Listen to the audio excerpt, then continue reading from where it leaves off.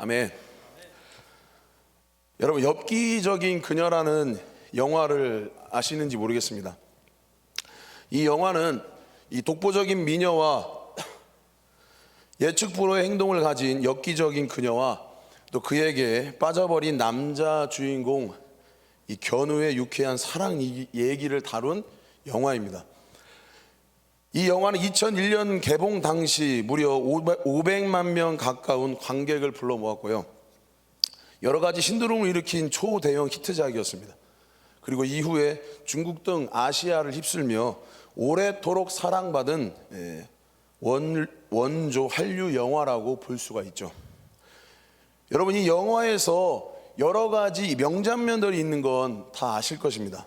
근데 궁금하신 분들을 위해 잠깐 소개시켜 드리겠습니다. 화면을 좀 보여주시죠. 교복을 입고 클럽에 가는 동시에 신분증을 멋지게 내미는 장면입니다. 저도 한번 해보고 싶은 장면이었는데요. 맞는 교복이 없어서 해보지는 못했습니다. 이후에 이제 교복을 입고 가서 클럽을 가거나 교복을 입고 가서 이 놀이동산 가기 등 이 대학생들의 이 당시에 로망처럼 퍼지는 유행이 되었습니다. 두 번째 이 명장면은요, 개그 프로그램을 비롯해서 여러 분야에 패러디했던 명장면입니다.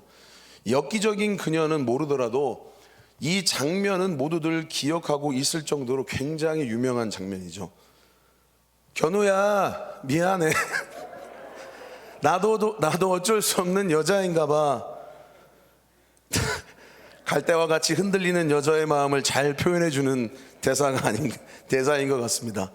마지막 세 번째, 전지현을 위한 십계명입니다. 그녀를 다른 남자에게 보내주려고 하는 남자 주인공 견우는 이별을 준비하면서 견우가 그에게 호감을 가지고 있는 남자에게 그녀에 대해 이렇게 이야기합니다. 그녀와 사귀려면 지켜야 될 10가지 수칙을 이야기하고 있는 장면입니다. 첫 번째, 여자다운 건 요구하지 마세요. 술을 절대로 3잔 이상 먹어서는 안 돼요. 아무나 패거든요. 카페 가면 콜라나 주스 마시지 말고 커피 드세요. 가끔 때리면 안 아파도 아픈 척하고 아파도 안 아픈 척하는 걸 좋아해요. 단지 100일이 되면 강의실 찾아가서 장미꽃 한 송이 내밀어 주세요. 되게 좋아할 거예요. 그리고 검도하고 스쿼시는 꼭 배우세요. 그리고 가끔씩 유치장 가는 것도 감수 있어야 하고요. 가끔 죽인다고 협박하면 진짜 죽일지도 모른다고 생각하세요. 그래야 편하니까요. 네, 감사합니다. 이 그녀를 향한 이 견우의 디테일한 이 애정 어린 마음이 그대로 드러나는 대사입니다. 정말 사랑했던, 정말 좋아했던 그녀를 걱정하는 그런 견우의 마음이 너무나도 잘 전해져 있었던 게 좋았던 것 같습니다. 여러분, 성경에서도요, 이와 비슷한 이별을 준비하는 이야기가 있습니다. 정말 엽기적인 그녀보다 더 죽기까지 영혼을 사랑했던 분이 계신데 바로 우리 예수님이십니다. 여러분, 요한복음 13장부터 시작된 예수님의 마지막 설교, 오늘 본문 15장은 예수님께서 제자들에게 말씀하시는 고별 설교의 한 부분인 것이죠. 마태복음에 산상설교가 있고요, 누가복음에는 평지설교가 있다면 요한복음에는 13장에서 17장에 이르는 아주 긴 예수님의 고별 설교가 있습니다. 5장을 할애하면서까지 제자들에게 말씀해 주시는 예수님의 애타는 마음을 조금이나마 느낄 수가 있는 것이죠. 여러분, 요한복음의 이 고별 설교는 말 그대로 고별, 헤어짐, 떠남, 아픔을 노래하는 설교라고 볼 수 있습니다. 사랑했던 연인과 헤어질 때, 아니면 사랑했던 사람이 갑자기 먼 길을 떠나게 되는 그런 상황에서 태어난 설교입니다. 그래서 고별 설교의 구조는 아주 심플합니다. 떠나는 예수님과 떠나 보내는 이 제자의 관계가 집중하고 조명되어 있는 것이죠. 다르게 말하면 이 예수님이 남게 되는 제자들을 달래고 위로하는 그런 내용인 것이죠. 그렇기 때문에 13장 21절에는 예수님도 지금의 자신의 마음이 괴롭다고 말씀하시면서 14장 1절에는요 제자들에게 오히려 괴로워하지 말고 근심하지 말라고 예수님은 말씀하고 위로하십니다. 떠나는 예수님도 마음이 괴롭고 근심이 됩니다. 또한 떠나보내고 홀로 남게 될 제자들 역시 무척 괴롭고 근심에 앞서는 겁니다. 여러분 3년을 사귀고 동거동락했던 예수님이죠. 제자들은 예수님을 너무나 사랑했고 또한 믿었고 따랐습니다. 마치 평생을 함께 할 것 같은, 함께 살아갈 마음으로 따라갔는지 모르겠습니다. 함께 밥도 먹고요, 함께 잠도 자고 온전히 예수의 공동체였다는 것이죠. 때로는 개울이 흐르는 산길을 도란도란 이야기야 나누며 걷기도 하였을 것입니다. 하늘과 군중을 향해 외치는 예수님의 설교, 이 제자들뿐만 아니라 군중들을 사로잡고 압도하기에 충분하였을 것입니다. 은혜 받았습니다. 예수님이라는 이런 차원의 말씀이 아니라 그분으로부터 느껴지는 영적인 권위와 이 무게, 다가오는 중력과 이 어떠한 힘, 그 자체를 예수님의 제자들은요 좋았고 우쭐했고 행복했을 것입니다. 가끔은요 예수님께서 따뜻한 스킨십으로 마음과 육체를 위로해 주시기도 하였을 것입니다. 또한 이 폭풍우를 만나 거의 죽게 되었던 제자들이지만 예수님은 그들을 지켜내시는 분이셨습니다. 그분의 여러 기적적인 사역에 소스라치듯 놀랐습니다. 또한 굶주린 영혼을 배불리 먹이는 그분의 모습을 바라보면서 제자들은 말로 형언할 수 없는 뿌듯함과 자신감으로 가득했을 것입니다.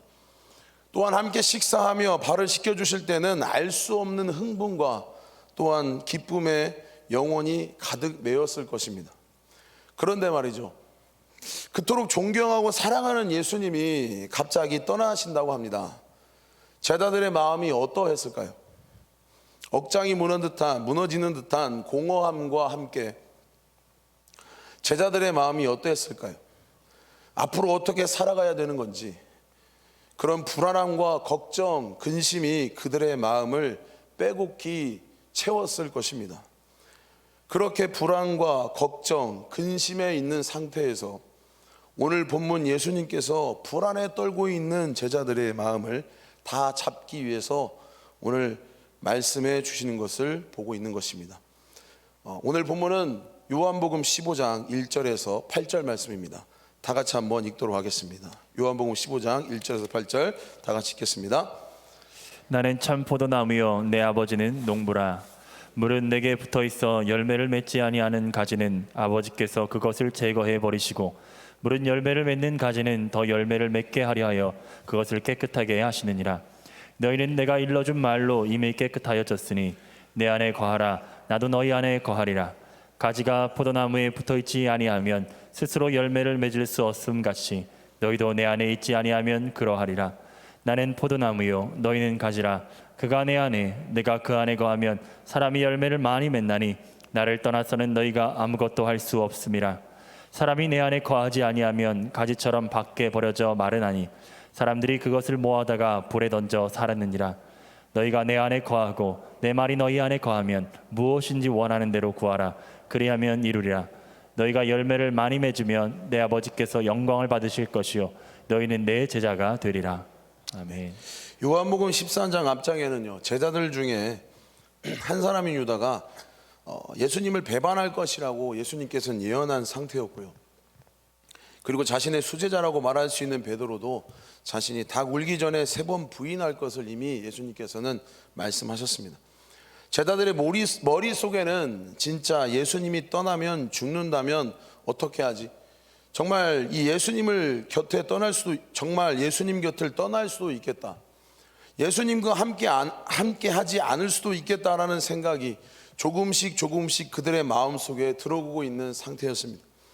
오늘 본문 말씀은 이러한 상태의 제자들에게 예수님께서 주신 말씀입니다.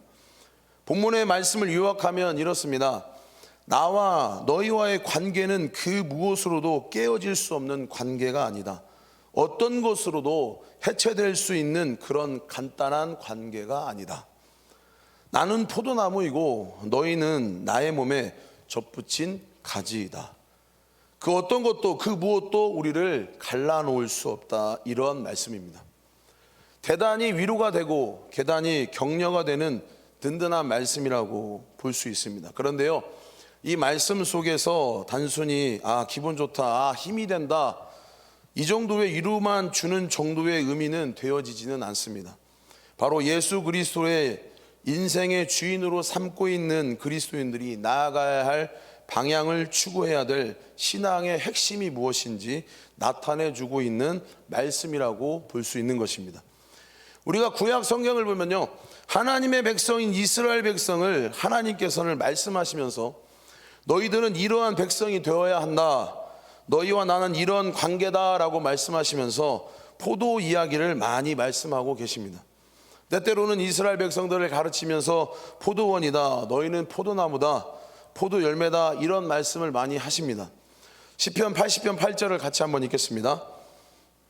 주께서 한 포도나무를 애굽에서 가져다가 민족들을 쫓아내시고 그것을 심으셨나이다. 여기 포도나무는 이스라엘 백성을 의미합니다. 즉 애굽에서 종되었던 이스라엘 백성들을 구원하여 가나안 땅에 있는 모든 열방을 쫓아내시고 거기에 이스라엘을 삼으셨다는 뜻입니다. 심으셨다는 뜻입니다. 그런데 성경을 보면 이 포도나무가 제대로 열매를 맺지 않는 것입니다. 예레미야 2장 21절을 같이 읽겠습니다. 내가 너를 순전한 참 종자 곧 귀한 포도나무로 심었거늘 내게 대하여 이방 포도나무의 악한 가지가 되면 어찌 됨이냐. 하나님의 탄식 소리가 들리는 겁니다. 귀한 포도나무 열매를 맺을 줄 알고 기대했는데 이방인의 악한 가지가 되었다는 탄식인 것이죠. 하나님께서는 이스라엘을 참 좋은 포도나무를 만드시기로 작정하셨는데, 좋은 품종을 심으셨는데, 좋은 열매를 맺기를 기대하셨는데요, 꿈을 꾸셨는데 기대와 전혀 다른 열매를 이스라엘 백성들은 맺는 것이죠. 이것은 즉 하나님의 말씀의 불순종에 대한 하나님의 탄식이라고 볼 수 있는 것입니다. 즉 하나님이 이스라엘 백성을 세워 특별한 사명을 주었는데요, 이스라엘 백성은 범죄하여 악한 열매를 맺는 가지가 되었습니다. 한마디로 실패한 포도나무가 되었다는 하나님의 선언인 것이라고 볼 수가 있는 것입니다. 마태복음 15장 29절에서 30절 다 같이 한번 읽겠습니다.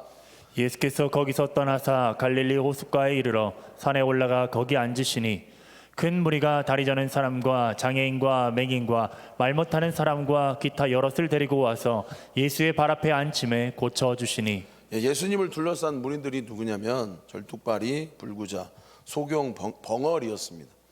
사람들의 손가락질을 받으며 또한 상처받고 결점이 있고 아픔을 가진 사람들만 예수님 주변에 몰려드는 것을 볼 수가 있습니다. 예수님께서는 이런 자들을 위해 먼저 오신 것이죠. 지금 우리는 어떻습니까? 우리 이들처럼 삶을 사는 것은 불편하지 않더라도 우리는 삶의 무게에 지치고 하나님과의 관계에 있어서 오히려 더 불편하고 살고 있지 않으신지요? 만약 그렇게 처참하게 힘든 삶을 살고 있으시다면 한마디로 말해서 이스라엘 백성들처럼 철저하게 실패한 포도나무가 아닐까요? 모두 똑같은 삶을 사는 것은 아닐 것입니다. 여유롭게 사는 사람, 아니면 조금 부족하게 사는 사람, 그 밖에 여러 모습이 있을 줄 압니다. 그러나 우리의 삶이 조금 힘이 드는지 풍요롭지는 몰라도 우리의 영적인 이 신앙의 상태가 하나님과 친밀하지 않는다면, 온전하지 않는다면 우리 역시 이들과 마찬가지로 예수님을 둘러싼 무리라고 볼 수 있는 것입니다. 살아있으나 죽어과 같은 열매를 맺지 못하는 실패한 포도나무인 것이죠. 지금 우리의 상황과 환경은 어떠하신가요?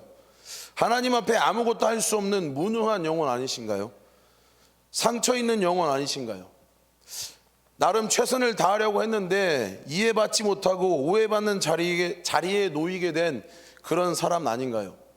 철저히 실패한 포도나무 아닌가요? 또한 삶의 자리에서 인정받기 위해서 부단히 몸부림치며 가정의 훌륭한 남편, 아내, 청년들에게는 직장에 인정받는 사원, 자녀, 무단히도 열심히 노력했는데 주위의 사람들은 실패자라고 평가하지 않으신지요? 내 자신이 스스로 실패자라고 생각하지는 않으신지요? 나의 삶은 왜 이렇게 고난이 끊어지지 않을까? 왜 이렇게 하는 것마다 잘 되지 않을까? 왜 이렇게 힘이 드는 것일까 하며 계속되는 고난에 원망하며 하나님 앞에 원망 어린 심정을 갖고 있으시진 않으신지요? 여러분, 날 때부터 이 절뚝발이 소경 벙어리 사람들, 이들 심정은 어떠했을까요? 하나님, 어째 날 이렇게 태어나게 만드셨습니까?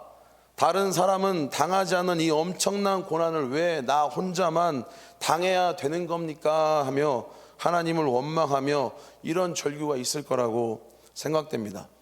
이유를 알지 못하는 고난 때문에 하나님 앞에 원망하고 분노하며 살아갑니다. 또 어떤 사람은 소외당하여 누군가 자기를 품어주고 안아줄 사람을 갈망하며 살아가고 있는 것입니다. 우리 또한 참 고독한 인생을 살아가고 있진 않으신지요? 많은 사람들이 희망을 찾으려고 노력합니다. 갈망합니다. 누가 나에게 희망을 좀 던져줄 수 있을까? 모든 것이 다 무거치한데 생명을 걸고 뛸 수 있는 가치를 나에게 누가 줄 수 있는 것인가? 세상은 나에게 열매를 맺기를 구하고 성공하기를 요구하고 무슨 일을 달성하기를 기대합니다. 그런데요, 문제는 무엇인 줄 아십니까? 나에게는 그러한 일을 감당할 수 있는 능력이 없다라는 사실인 것입니다. 찬송가의 후렴에 나오듯이 우리가 잘 알고 있는 찬송가 후렴에 나오는 고백과 마찬가지로 무거운 짐을 나홀로 지고 견디다 못해 쓰러질 때 이것이 바로 우리의 모습인 것입니다. 내가 발버둥을 쳤습니다. 최선을 다했습니다. 뭔가 이루려 했습니다. 뜻대로 되시던가요? 결국은 마지막 남은 것은 아마 실패자라는 딱지 아닐까요? 또한 너는 그거밖에 안 되는 놈이어서 라고 자기 자책만 남지는 않으셨는지요? 그런데 우리가 이런 실패자의 모습 가운데 그런데 이런 우리가 실패자의 모습 가운데 하나님 앞에 나온 이유는 무엇일까요? 그것은 다 이런 고백을 하자고 나온 것은 아닐까요? 예수님, 저는 실패한 포도나무입니다. 나는 지쳐 쓰러진 종입니다. 세상 사람들은 나를 조롱합니다. 저는 아무것도 할 수 없습니다. 저는 완벽한 패배자입니다. 다시 일어설 수가 없습니다. 그러니까 주님, 저는 당신의 도움이 필요합니다. 그래서 저는 주님이 필요합니다. 이렇게 고백하는 사람이 바로 하나님을 의지하는 사람들입니다. 이것을 우리가 인정해야 될 것입니다. 이렇게 실패를 고백하는 자에게는 예수님께서는 이렇게 말씀하고 계십니다. 마태복음 11장 28절 30절 다 같이 읽겠습니다. 수고하고 무거운 짐진 자들아 다 내게로 오라. 내가 너희를 쉬게 하리라. 나는 마음이 온유하고 겸손하니 나의 멍에를 메고 내게 배우라. 그리하면 너희 마음이 쉼을 얻으리니 이는 내 멍에는 쉽고 내 짐은 가벼움이라 하시니라. 예수님께서 우리에게 쉼을 약속하십니다. 참된 쉼은요, 노는 것이 아니라 아무것도 안 하는 것이 아니라 주님과 함께 멍에를 메고 가는 삶이라는 것이죠. 주님과 함께 멍에를 메고 가는 것이 무엇인지 해석해 놓은 것이 있는데요, 바로 오늘 본문 말씀 요한복음 5장 15장 5절입니다. 다 같이 읽겠습니다. 요한복음 15장 5절 읽겠습니다. 시작. 너희는 가지라. 그가 내 안에 내가 그 안에 거하면 사람이 열매를 많이 맺나니 나를 떠나서는 너희가 아무것도 할 수 없음이라. 아멘.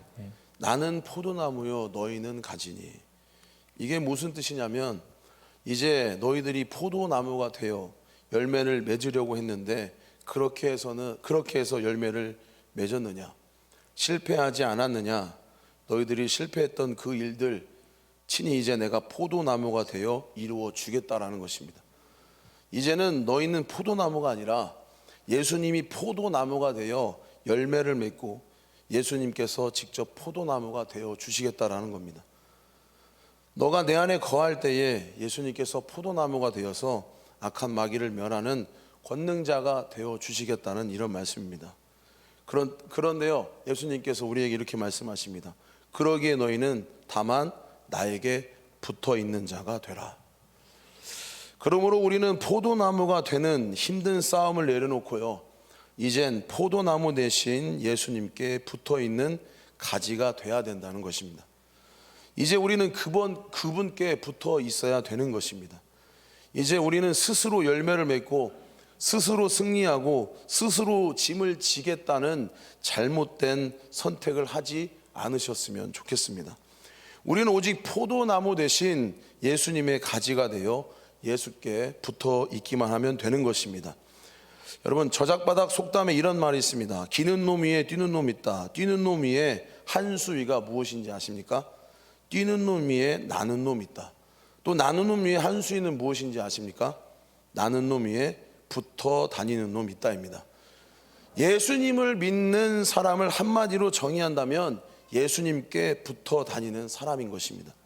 우리는 철저히 예수님께 붙어 다니는 사람이 되어야겠습니다. 우리 안에는 능력이 없기 때문에요, 예수께 붙어 다니면 예수님께서 주시는 그 은혜를 가지고 우리는 모든 것들을 다 이룰 수 있는 것입니다. 그러므로 성도님의 힘과 능력의 원천은 어디에 있냐면요, 바로 예수님께 붙어 있음에 있다라고 볼 수 있는 것입니다.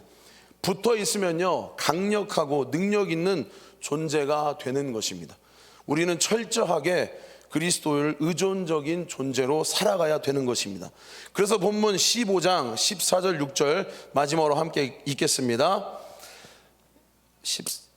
본문 15장 4절에서 6절 함께 읽습니다. 내 안에 거하라. 나도 너희 안에 거하리라. 가지가 포도나무에 붙어 있지 아니하면 스스로 열매를 맺을 수 없음 같이 너희도 내 안에 있지 아니하면 그러하리라. 나는 포도나무여 너희는 가지라. 그가 내 안에 내가 그 안에 거하면 나를 떠나서는 너희가 아무것도 할 수 없음이라. 사람이 내 안에 거하지 아니하면 가지처럼 밖에 버려져 마르나니 사람들이 그것을 모아다가 불에 던져 사르느니라. 예수님으로부터 떨어지면 열매를 맺지 못합니다. 포도나무를 떠난 가지는 명심하십시오, 영적인 무능력자밖에 될 수 없는 것입니다. 나무를 떠난 가지에게는요, 죽음이 있을 뿐인 것입니다. 이 포도나무의 비유는요, 그리스도의 위치가 무엇인지 명확하게 가르쳐 주고 있습니다. 포도나무에, 여러분, 그리스도인이라는 것은 포도나무에 붙어 있는 가지라고 볼 수 있습니다. 그리고 예수님께 붙어 있는 우리 모든 능력과 양분과 생명을 공급받는 존재가 바로 그리스도인이라는 것입니다. 그럼 우리가 강해지기 위해서는요, 그리스도께 의존적으로 붙어 있어야 되는 것입니다. 여러분, 예수님을 의지하십시오. 삶의 모든 것들을 맡기십시오. 예수님을 의지하면 의지할수록 우리는 더욱 강해지는 것입니다. 여러분, 그분께 매달리면 매달릴수록 우리는 강력한 존재가 될 수 있는 것입니다. 주님을 떠나면 우리는 무능력자이지만 주님께 붙어 있으면 전능자의 능력을 행하는 우리는 권능자가 될 수 있는 것입니다.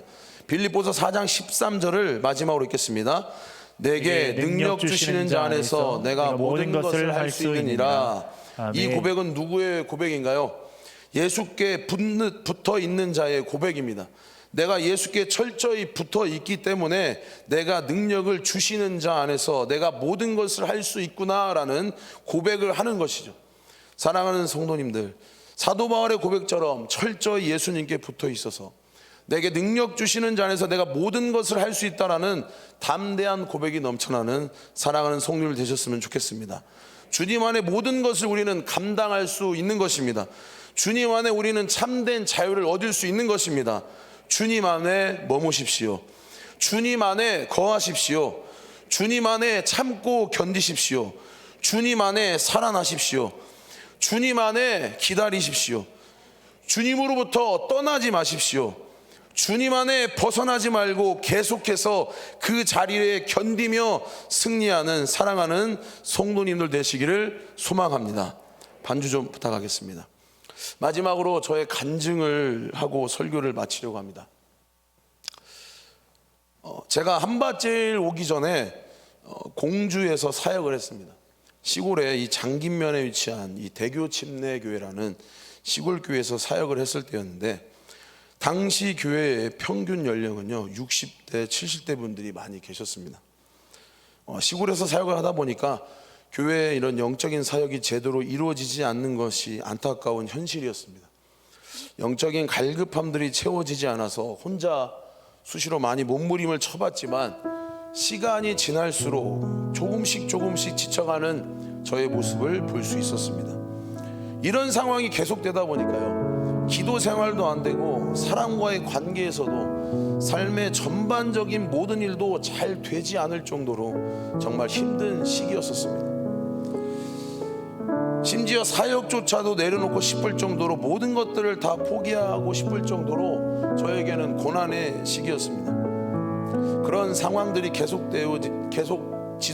지속되어 보니 입술로 고백은 못했지만 하나님에 대한 원망이 목까지 차올랐습니다. 내가 왜 이런 곳에서 있어야 되는 것이냐, 하나님께서 가라고 하셨는데 왜 내가 이런 상황까지 왔느냐라고 말입니다. 그런데 하나님께서는 기도도 말씀도 왜 살아가는지에 대한 답답한 가운데서, 아무것도 할 수 없는 상황 가운데서 저를 깨닫게 하신 일들을 경험하게 되었습니다. 여러분, 말씀을 봐야 하나님의 뜻을 아는 거 아닌가요? 기도를 해야 하나님이 주시는 은혜를 깨닫는 거 아닙니까? 그런데 이 당시에 아무것도 할 수 없는 저에게 하나님께서는 어떤 방법으로 말씀해 주셨냐면요, 바로 트로트를 통해서 은혜를 주시는 게 아닙니까? 자, 우리 하나님은 담임 목사님께서 자주 표현하신 표현으로 말씀드리자면 신묘막측하신 분인 것을 깨닫게 되었습니다. 성도님들, 태진아 집사님 아시죠? 태진아 집사님의 동반자라는 트로트가 있습니다. 이건 나중에 제가 이 태진아 집사님의 간증을 통해 듣게 되었는데요, 이 동반자라는 노래는 원래 처음부터 주님을 찬양하기 위해 만들어진 곡이라고 합니다. 그래서 주님은 나의 동반자, 영원한 나의 동반자, 가사를 한번 보겠습니다. 여기 당신은 주님으로 바꾸시면 됩니다. 주님은 나의 동반자, 영원한 나의 동반자, 내 생의 최고의 선물 주님과 만남이었어. 잘 살고 못 사는 건 타고난 발자지만 주님만을 사랑해요, 영원한 동반자요. 이런 가사 내용이 있습니다.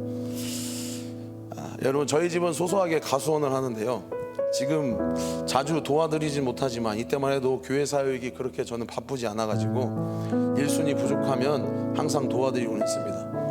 시골에는 일손이 참 귀합니다. 연세가 있으신 동네 할머니께서도 가끔씩 저의 일을 도와주시러 오십니다.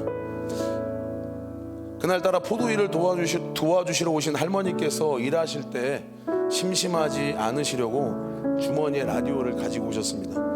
한참 포도 일을 하고 있는데 그때 할머니의 라디오에서 태진아 집사님의 이 동반자라는 노래가 흘러나오는 것이 아니겠습니까? 뭐 그냥 그렇게 듣고 있었습니다. 그런데요, 이 동반자라는 노래를 계속해서 반복되는 곡이었습니다. 계속 듣다 보니까 노래의 가사가 귀에 들리기 시작하는 것이었습니다. 후반절에 이런 가사 내용 아까 보셨죠? 잘 살고 못 사는 건 타고난 팔자지만 당신만을 사랑해요, 영원한 동반자요. 그 트로트 가사가 하루 종일 저의 귓가에 맴돌기 시작했습니다. 도대체 왜 성경 말씀도 아니고 트로트 가사가 나를 왜 이렇게 귓가에 맴돌고 가슴을 뛰게 하는 일인지 조용히 동반자의 가사를 묵상하기 시작했습니다. 여러분, 동반자의 뜻은요, 어떤 행동을 할 때 짝이 되어 함께하는 사람이 동반자입니다. 지금 상황과 형편이 어떠하든 나와 짝이 되어 함께하시는 분은 묵상 통해서 느낀 건데요, 지금 상황과 형편이 어떠하든 나와 짝이 되어 함께하시는 분은 우리 주님이시구나. 그 주님이 언제나 영원토록 나와 임마누엘 하신 분이시구나. 그래서 나는 그분과 영원히 함께 동반자가 되어 그분만을 사랑하며 살아가야 되겠구나. 내가 붙들고 살아가야 되는 분은 오직 유일하신 하나님이시구나. 그분만을 의지하며 살아가야 되겠구나. 그래서 나는 주님이 필요하구나라는 것을 깨닫게 하셨습니다. 여러분, 지금 이렇게 웃으면서 이야기하지만 그때 당시에는 굉장한 제 몸에 전율이 흘렀습니다. 큰 은혜였습니다.